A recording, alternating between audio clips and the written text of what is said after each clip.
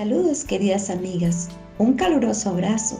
Soy Ana Cecilia Sánchez y hoy quisiera compartirles una hermosa reflexión titulada No aferrarse al nido, sino a Dios. Muchos a lo largo de la vida crean o aprenden de los padres, amigos y profesores conceptos y puntos de vista, convicciones que se convierten en una base para tomar decisiones en el área financiera, profesional, conyugal y espiritual. Sin embargo, esta base se puede convertir en una verdadera fortaleza del ego y la independencia de Dios, y se vuelve inevitable cuando sabemos exactamente cómo y qué hacer en muchas situaciones. Entonces se forma un nido en el cual se pone toda la confianza. La situación se vuelve aún más peligrosa cuando todo resulta bien. Si su carácter es bueno, hay éxito financiero y armonía familiar, piensan que son muy capaces. Sin embargo, cuando alguno de estos componentes pierde su estructura, la desesperación pronto aparece y surgen como consecuencia diversas crisis y de entre ellas la crisis conyugal. En la Biblia encontramos el ejemplo de Job, un hombre muy rico, recto, íntegro y que tenía una familia aparentemente buena. Job 1 del 1 al 5. Él estaba tan seguro de sí mismo que llegó a decir: en mi nido moriré y como arena multiplicaré mis días. Job 29:18. Su ego estaba muy cómodo y confiado en este nido. No obstante, llegó el tiempo en que él pasó por las peores crisis por las cuales un hombre puede pasar. En un solo día, Job perdió todo lo que tenía, incluyendo a sus hijos y bienes, excepto a su esposa. Job 1 del 13 al 22. Luego fue afectado por una sarna maligna y aún así no atribuyó a Dios ningún mal ni tampoco perdió su integridad. Pero su mujer, al verlo en esa condición, le dijo: ¿aún retienes tu integridad? Maldice a Dios y muérete. Pero eso no lo perturbó y se mantuvo firme. Al leer los capítulos 1 y 2, tenemos la impresión de haber encontrado a un hombre perfecto y una esposa cruel, digna de desprecio. Sin embargo, Dios necesitaba tanto de él como de ella, y ambos necesitaban pasar por una experiencia de profunda pérdida, por lo cual el nido fuera conmovido, para que lo que había escondido en sus corazones se manifestara. En los capítulos 4 al 31 vemos el intercambio de palabras entre Job y sus amigos. Al principio, ellos intentaron consolarlo, pero tras oír sus justificaciones, no se salvó de las acusaciones. Él, por su parte, por el hecho de tener una integridad cuestionada y el ego confrontado, no logró esconder su indignación. Detrás de ella estaba su orgullo que le impedía ver a Dios y a sí mismo. Job se enojó mucho con sus amigos y se disgustó con Dios, pero Dios le habló y él vio su condición. Se aborreció y se arrepintió profundamente. Job 42:6. Él no cambió de esposa, tampoco maldijo a sus amigos, sino que intercedió por ellos. Y quitó Jehová la aflicción de Job, y aumentó al doble todas las cosas que habían sido de Job. Job 42 del 1 al 5 y del 10 al 12. Aunque tengan todo, sean personas buenas y rectas, su familia esté bien cuidada y tengan bienes materiales que dan estabilidad financiera, no deben apoyarse ni aferrarse a este nido, sino a Dios. Todo puede pasar, solo el Señor y su palabra permanecen, y en ellos debemos depositar toda nuestra confianza. 1 Corintios 7 del 29 al 31 y 1 Timoteo 6 del 17 al 19. No dejemos de lado a nuestros esposos, no maldigamos a nuestras esposas. Busquemos al Señor y confiemos en su palabra. Cuando vayan a Dios y se humillen, vendrá la bendición. Y así llegamos al final de la lectura de hoy, cuyo texto está basado en el periódico Árbol de la Vida, año 24, edición número 253. No te pierdas la entrega que te estaremos enviando el día de mañana. Dios te bendiga.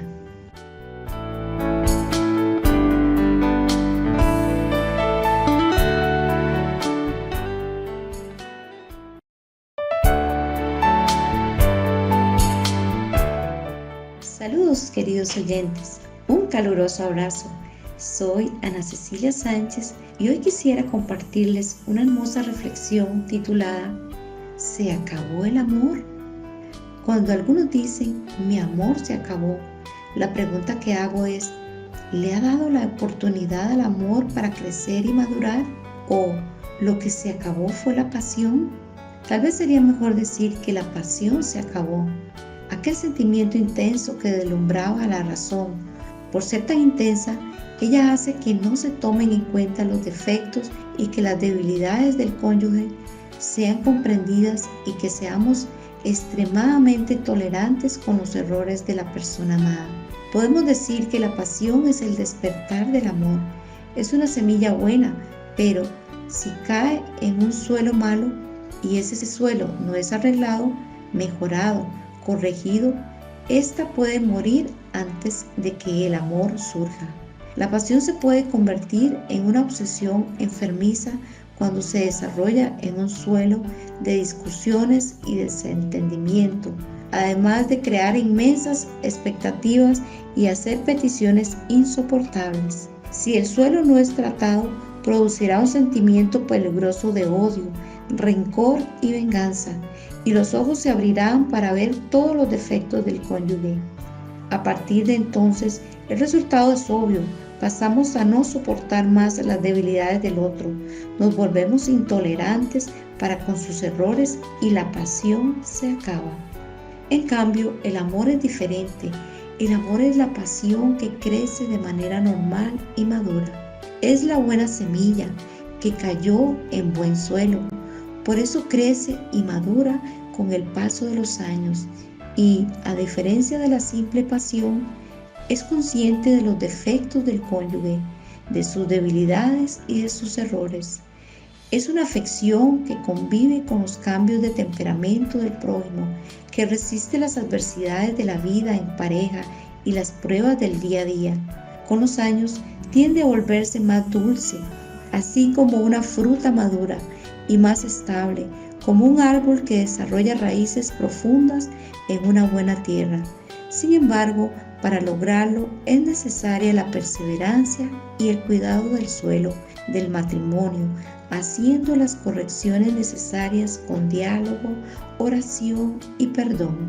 Hay una estadística que dice que de 1000 matrimonios que oran juntos bendiciendo uno al otro, solo uno se separa. Esto nos llena de esperanza. Lamentablemente, vivimos en una sociedad inmediatista, materialista e inmoral, y consecuentemente existe la tendencia de no invertir en la relación para que madure y volverla mejor, sino de desistir frente a las adversidades para buscar algo nuevo. Somos influenciados a conformarnos con aquello que nos conviene. Somos tentados a no luchar por el matrimonio, a no extender las raíces hacia el manantial profundo del amor, a no perseverar en la oración en el año malo de sequía. Jeremías 17 del 7 al 8. Por eso debemos tener una actitud adecuada y positiva para con el matrimonio como algo instituido por Dios para serles útiles. En el caso de que perciba que el suelo en su familia está malo, inviertan en la relación con sabiduría y perseverancia, porque así la pasión, esa semilla del amor que un día fue plantada en su corazón, se desarrollará, e incluso cuando vengan los problemas financieros o el desgaste de la relación y aún las frustraciones en el área sexual, este permanecerá firme. Crean que Dios, como la fuente del amor, opera lo imposible. Si su relación conyugal es bien cultivada y perseveran en la unión, ustedes verán que el amor jamás se acabará. Jeremías 31:3, 1 Corintios 13:8 y 1 Juan 4:8 y 12.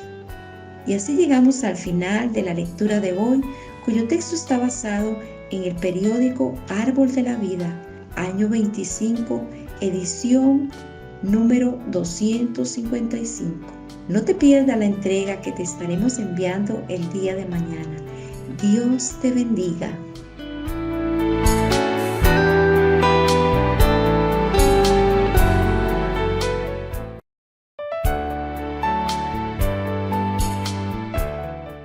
Saludos, queridos oyentes, un caluroso abrazo. Soy Ana Cecilia Sánchez y hoy quisiera compartirles una hermosa reflexión titulada Tolerancia. Regocijaos en el Señor siempre. Otra vez diré, regocijaos. Sea conocida de todos los hombres lo comprensivos que sois. El Señor está cerca. Filipenses 4, del 4 al 5. La palabra comprensivos es traducida en Filipenses 4:5 de diversas maneras: moderación, mansedumbre, razonable, equidad. Es un término que viene del latín tolerare y significa soportar, aceptar o admitir opiniones o comportamientos diferentes a aquellos establecidos por nuestros conceptos, crianza y medio social. De hecho, la tolerancia es una de las virtudes más útiles en cualquier tipo de convivencia social, principalmente en el matrimonio.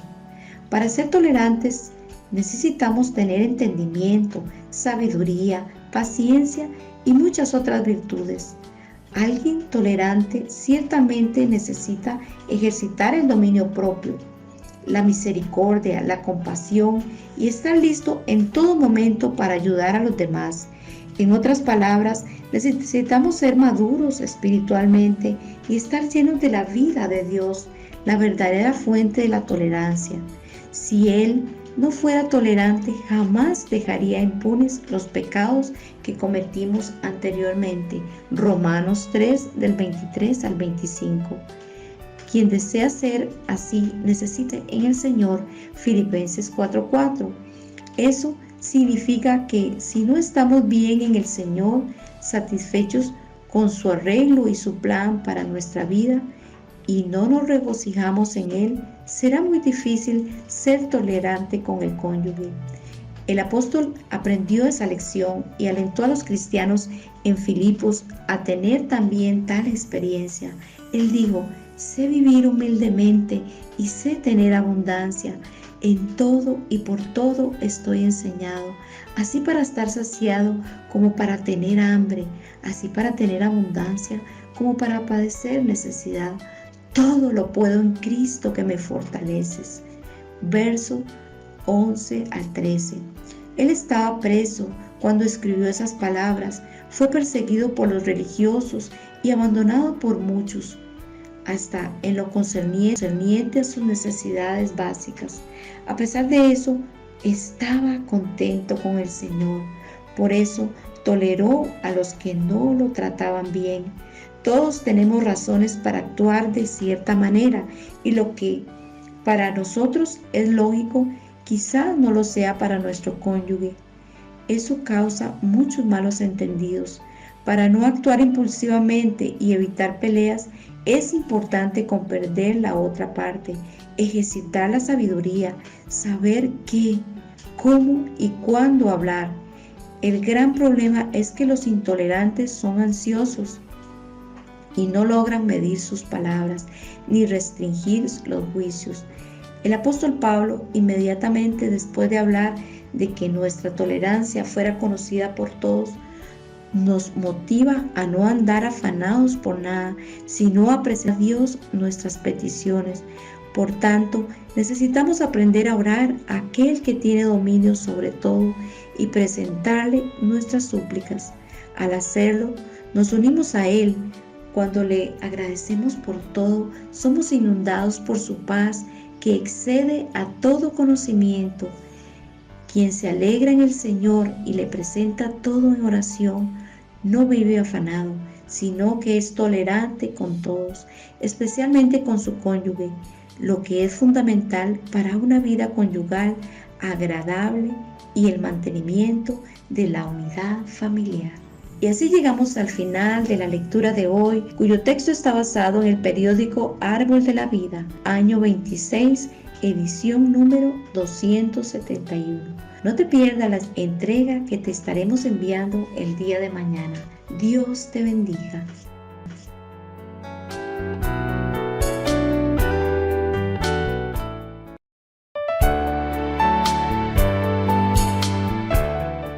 Saludos, queridos oyentes. Un caluroso abrazo.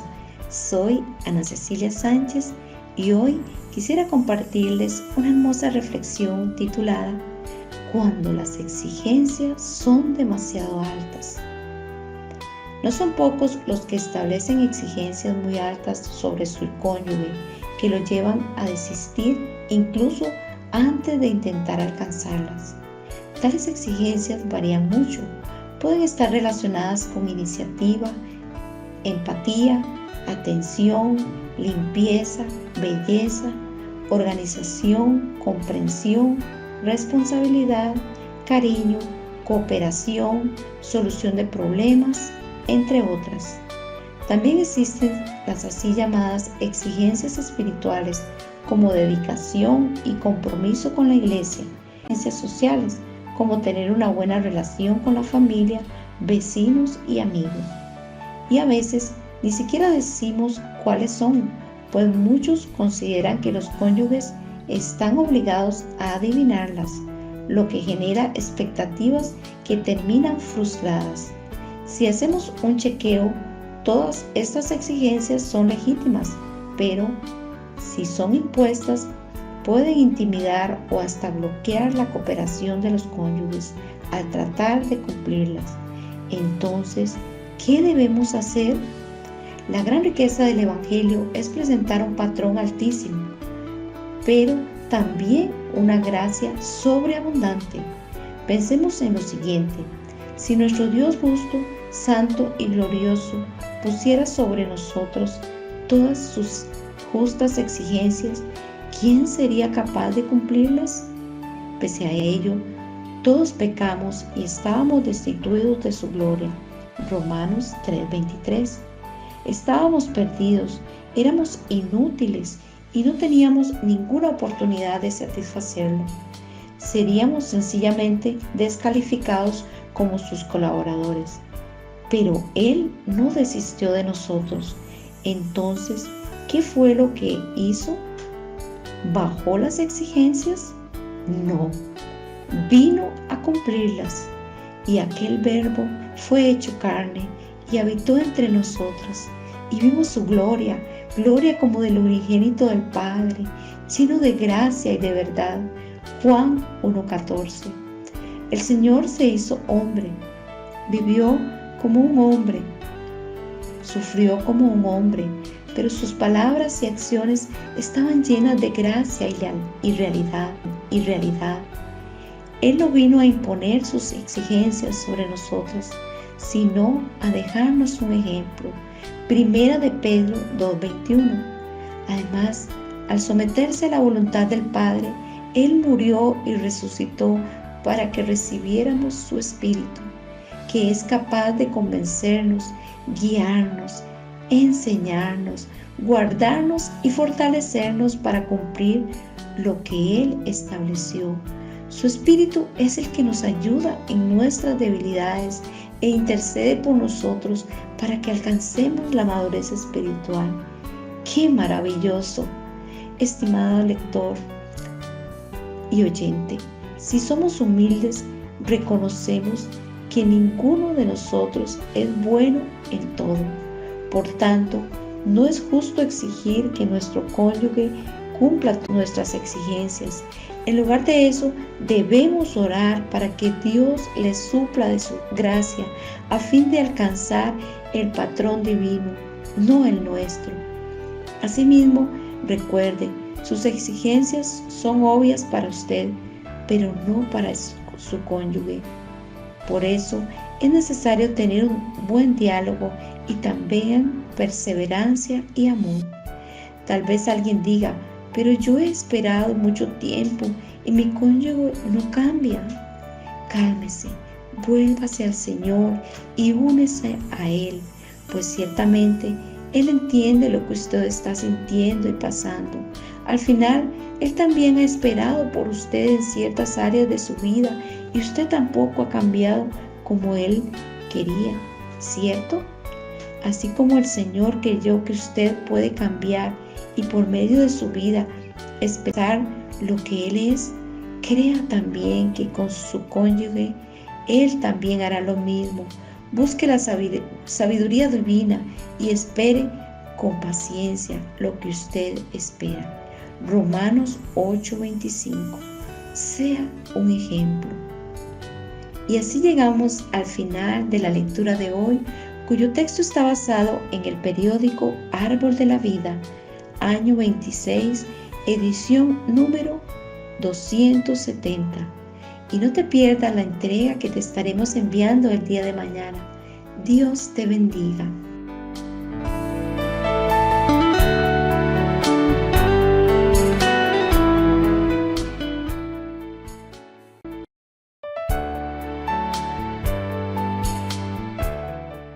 Saludos, queridas amigas.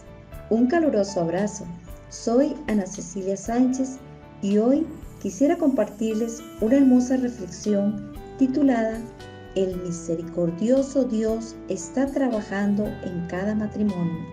La iglesia en Jerusalén fue la primera iglesia establecida por Dios. Los santos que formaban parte de ella fueron engendrados por la poderosa predicación hecha por el apóstol Pedro. Hechos 2 del 14 al 41. Después de algunos días, ellos empezaron a vivir normalmente la vida de la iglesia. Este vivir impresionó a muchas otras personas, de modo que cuando Pedro se levantó para predicar por segunda vez, el número casi se triplicó. No queda duda de que el Espíritu Santo estaba actuando en medio de ellos, pero no podemos dejar de resaltar que el vivir que ellos estaban experimentando influenció fuertemente a esas 5,000 nuevas personas a que tomaran el nuevo camino.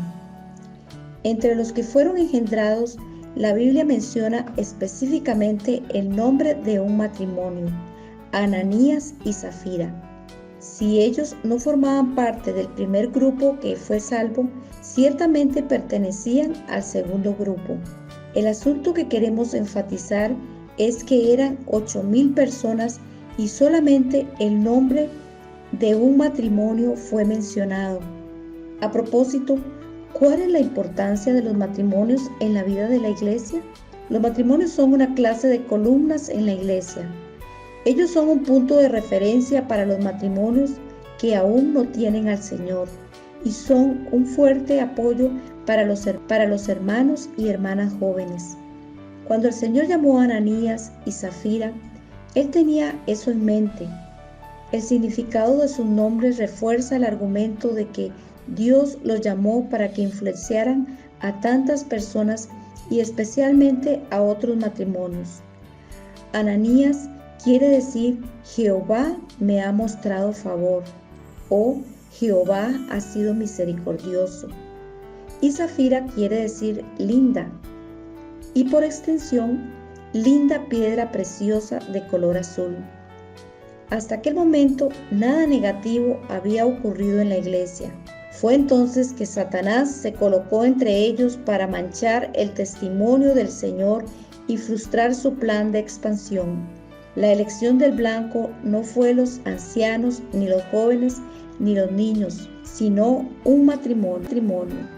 Lamentablemente, ellos se dejaron engañar por la serpiente antigua y sus corazones se llenaron de mentira y engaño. Así que el primer problema y la primera pérdida en la vida de la iglesia fueron registrados. Los matrimonios necesitan saber por qué fueron llamados por el Señor. qué misión necesitan desempeñar y cómo aprender a guardarse del tentador. Satanás manchó los cielos cuando se rebeló contra Dios. Manchó el huerto del Edén cuando llevó a Adán y Eva a pecar. Y ahora manchó a la primera iglesia que Dios estableció, haciendo que el corazón de Ananías y Zafira se corrompiese. Esta es la meta de Satanás: eliminar el mayor número posible de matrimonios en la iglesia. Y él sabe perfectamente cuán importante es cada uno para Dios y el valor del testimonio que un matrimonio puede dar en una ciudad. Un matrimonio tiene la función básica de declarar que nuestro Dios es compasivo y lleno de misericordia. Testifica que su brazo de amor aún está extendido para cuantos quieran experimentar la salvación. Los matrimonios, además de hablar de la misericordia de Dios, necesitan testificar también de lo que Dios está haciendo en aquellos que Él separó y llamó. Dios está operando una obra de transformación. Él está transformando a cada uno de sus hijos en una linda piedra preciosa de color azul. Nuestra condición cuando Dios nos sacó de la perversa generación era barro, algo común, sin valor y opaco. Pero alabado sea el misericordioso Dios, alabado sea el que nos tomó en sus manos para trabajar su naturaleza divina. Los sucesos que ocurrieron con Ananías y Zafira constituyen una seria advertencia a todos los matrimonios.